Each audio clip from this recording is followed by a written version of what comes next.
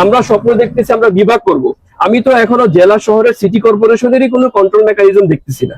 প্রিয় দর্শক, আসসালামু আলাইকুম। গত বুধবারে এই মিশুক একজন মানুষকে আঘাত করে তারপরে তিনি নিহত হন। এই নিউজটা মোটামুটি কুমিল্লাতে অনেকটাই ভাইরাল হয়েছে।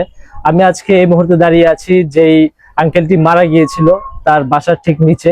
এখন আঙ্কেলের ছেলে আমার পাশে আছেন এবং আঙ্কেলের এই ছেলের কাছ থেকেই জানতে চাইবো যে আসলে ব্যাপারটা কি ঘটেছিল সেদিন। আচ্ছা, বিষয়টা যেটা হচ্ছে, আমি তখন ঢাকায় ছিলাম। আমার কাছে যখন ফোনটা আসে প্রায় 11:30টার দিকে যে একটা অটো অ্যাক্সিডেন্ট হয়েছে, এর বেশি কিছু না, সাথে সাথে আমি আমার অফিস থেকে বের হয়ে ঢাকার বাস ধরি এবং চান্দিনা পার হওয়ার পরে আমার কাছে নিউজ আসে যে উনি আসলে দুনিয়া ছেড়ে চলে গেছেন। কিন্তু পরবর্তীতে আমরা দাফনের পরে আমরা আসলে মূল পর্যবেক্ষণে নামি ঘটনাটা কি হয়েছিল।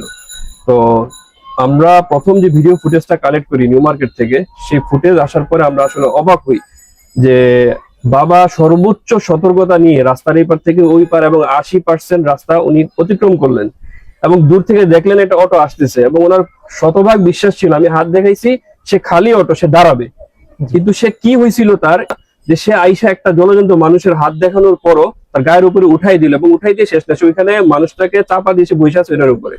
আমরা পরের দিন ওইখানে খবর নিছি, লাইব্রেরি ওয়ালাদের সাথে কথা বলছি এবং ওদের একই স্টেটমেন্ট যে সে গাড়ি থেকে নামেও নাই অটো থেকে এবং সে এই লোকটাকে বাঁচানোর বিন্দুমাত্র চেষ্টাও করে নাই। ইভেন এইখানের একটা দোকানের মালিকের ব্যাপারে কথা আসছে, ফুল ব্যবসায়ী, সেই অটোওয়ালাকে পলায় যাওয়ার জন্য চেষ্টাও করছে। ভাগ্য ভালো যে অন্যান্যরা সতর্কতার কারণে তাকে পালাইতে দেয় নাই। কিন্তু কথা হচ্ছে যে একটা মানুষকে এভাবে আঘাত করলো বা একটা মানুষকে তারা অটো নিচে ফালাই দিয়ে চলে যাচ্ছে, এখানে কেউ ধরার নাই। হ্যাঁ, মানুষের হায়াত মত আল্লাহর হাতে, আমরা এটা স্বীকার করি। কিন্তু কথা হচ্ছে এই শহরে মানুষের নিরাপত্তাটা আসলে কতটুকু, যেখানে একটা অটো তার নির্দিষ্ট কোনো লাইসেন্স নাই, তার ড্রাইভিং কোনো লাইসেন্স নাই, ইভেন তার কোনো স্পিড লিমিটেড ডিরেকশন নাই। এখানে কে কার মতো করে গাড়ি ঘোরাচ্ছে, কোথায় যাচ্ছে, তার কোনো রকম ডিরেকশন নাই। এখানে এই শহরে আমরা কিভাবে নিরাপদ? কোশ্চেনটা হচ্ছে এইখানে। আমার বাবার চোখের পানি আমরা ঝরছে, আমরা চাই না আর কোনো মানুষের চোখের পানি ঝরুক।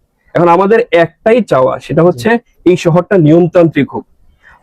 আমি 2004-এর ব্যাচ, আমরা ওই সময় কুমিল্লা শহরকে এত অগোছালো দেখি নাই। এখন 2026-এ উন্নতির জায়গায় অবনতির দিকে আমরা কুমিল্লা শহরকে দেখছি। নো ডাউট কুমিল্লার কোনো উন্নতি হয় নাই, হাই রাইজ বিল্ডিং হওয়া একটা শহরের উন্নয়ন না। উন্নয়ন হচ্ছে তার ভিতরে কতটুকু সুঠামো নিয়মতান্ত্রিক একটা পলিসি তৈরি হয়েছে। আমরা স্বপ্ন দেখতেছি আমরা বিভাগ করব। আমি তো এখনো জেলা শহরের সিটি কর্পোরেশনেরই কোনো কন্ট্রোল মেকানিজম দেখতেছি না।